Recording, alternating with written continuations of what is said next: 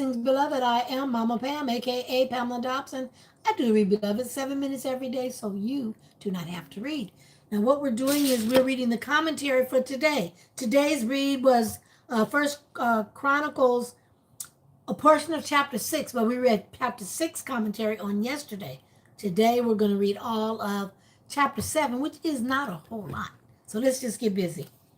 The other tribes of Israel. So the descendants of Issachar, 36,000 troops ready for war. For Ishrahiah and his 4 sons, even with many wives, to have 36,000 warriors seems unlikely, as does the total in verses 2 through 5 of 145,600 for just one tribe of the 12. Now, this appears to be the first of 9 passages in Chronicles where Elep, 1,000, might be better interpreted as Alup, chief. Don't know. The descendants of Benjamin. Ehud. Now, this was the famous leader for Israel, noted in Judges, the 3rd chapter, verses 12 through 30. The son of Aher. Many believe that this is better rendered the sons of Aher, and is veiled reference to the tribe of Dan, who is not otherwise mentioned in the genealogy. The sons of Ahar, but divers take the Hebrew word Aher for a common, not proper name, and render the words this, another son, or the son of another tribe, or tribe to wit of Dan, as may be gathered. There are at least 4 things that support the idea that this is a veiled reference to the tribe of Dan. In Genesis 46 and 23, Hushim is mentioned as the son of Dan.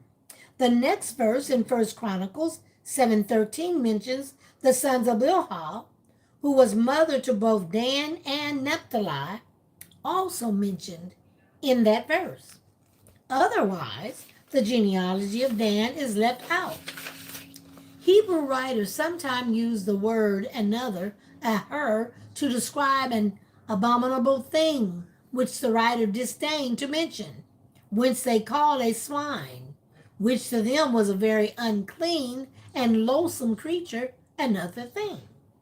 And it must be remembered that the tribe of Dan had made themselves and their memory infamous and detestable by that gross idolatry which began first and continued longest in that tribe.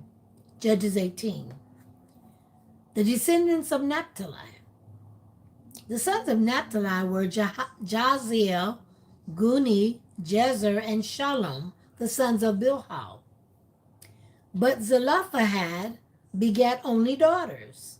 Zelophehad is the one mentioned in Numbers 26:33, 27:111, and 36:112, when the question came to Moses about the female inheritance rights. The descendants of Ephraim. The sons of Ephraim. Ephraimites were famous for their wealth, for their power, and for their prowess. But withal, they are noted for insolent pride and quarrelsome. The descendants of Asher. Their sister Sarah, their sister Shua. The rabbins say that the daughters of Asher were very beautiful and were all matched with the kings or priests. The descendants of Benjamin. Now Benjamin, the tribe, was already mentioned in 1 Chronicles 7:6 through 12, but is given more attention here. One reason for this is because most of these settlements were in the area of Jerusalem, which was the main area that the returning exiles came to in the days when the Chronicles were written.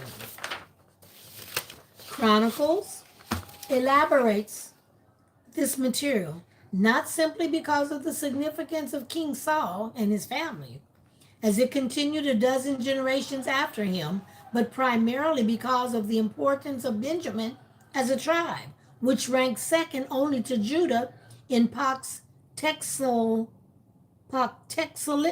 society. Ner begat Kish, and Kish begat Saul. Now this Ner is also called Abiel in 1 Samuel 1:9 and 1. The Hebrews tells us that his proper name was Abiel, and that he was called Ner. That is a lamp or torch, because he outshone in holiness. And the son of Jonathan was Merib Baal, the same as Mephibosheth. For as the Israelites detest Baal, which signifies Lord, they changed it into Basheth, which signifies shame or reproach. And Azel had 6 sons whose names were these.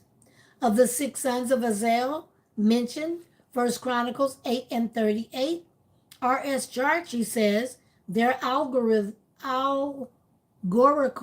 expositions were sufficient to load 13,000 camels.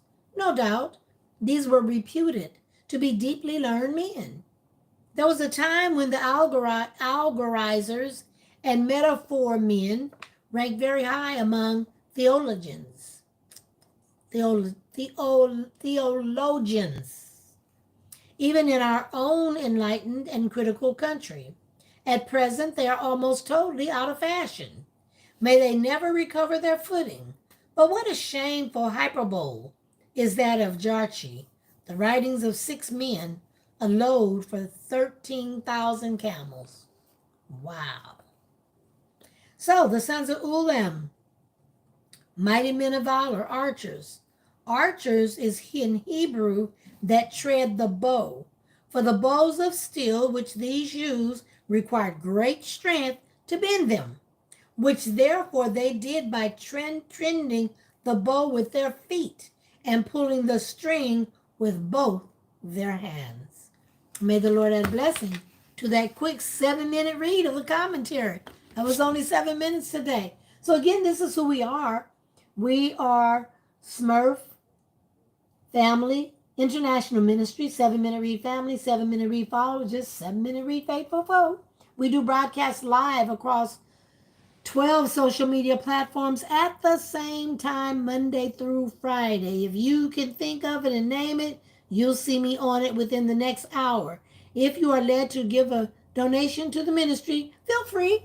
And a few people have. A few people have been giving a little change in there, and I appreciate you. Here on this platform, just drop some beans. That's what you do on the Bigo. Until the next read, God bless. On the Bigo,